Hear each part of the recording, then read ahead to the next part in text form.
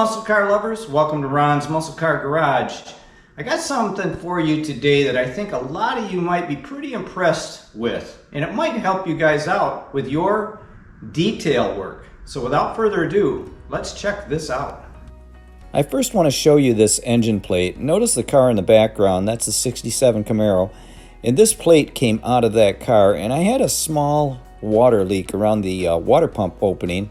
And here you can see I'm pointing at it with my finger. It's a narrow spot on the plate, and that plate is sandwiched between the water pump and the block.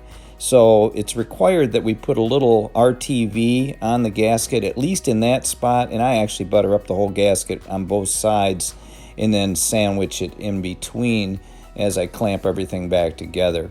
And that assures that there's no leak. So I just wanted to point this out first.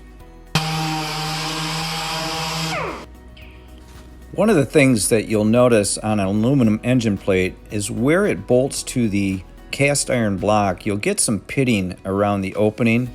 So what I'm showing you here is that spot, and I take a DA sander with 240 grit and I basically just smooth the area up. It stays nice and flat. We don't want to dig any holes, which would create more issue. So we keep the sander very flat, and we recondition the surface before we reassemble with new gaskets and RTV sealer. While the engine plate is out of the car, one of the things I like to do is I like to detail things. So in this case, I'm using different grit sandpaper to bring a shine to the aluminum. So I start out with the 240 as I mentioned, and that gets rid of any of the rough scratches that might be on the plate. And then I go to a 400, and you see I'm applying the sandpaper right there. And then I'll move to a 600 grit, and then a 1000 grit, and then a 1500 grit. And by doing it in these steps, it makes the process much faster. We basically can take down the surface quicker with the stronger grit sandpaper, and then as we progressively get finer, we put a nice finish on the plate, and you're going to see that coming up. Once the sanding is complete, the next step is to get a buffing pad, and I use the same sander, my same orbital sander, and it's a really sweet little pad. I can't remember where I picked this up at. I probably got it up at Harbor Freight, I would guess. All you need is just a wool pad, basically the same type of pad that you would have for buffing a car. This is a mini version, and it fits my 6-inch DA really well. Or not DA, but my orbital, I should say. And I just tie it on there. And one of the things I do before I start to buff it is I use Mother's aluminum polish. I put it on my jersey glove and I wipe it around the whole area. And I'll work on just half the plate here, and I'm going to show you how quickly that this buffs this aluminum. Now remember, I'm at 1500 grit sandpaper leading up to this. It doesn't take much at all.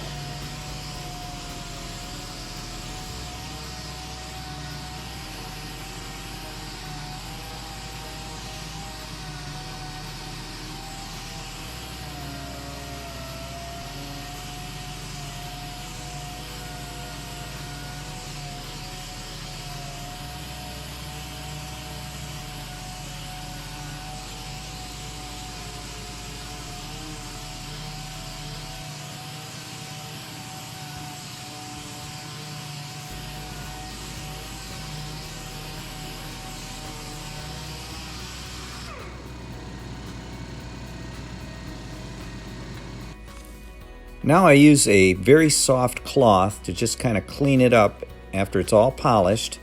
And you can use a baby diaper here or even a microfiber cloth. That would work fine.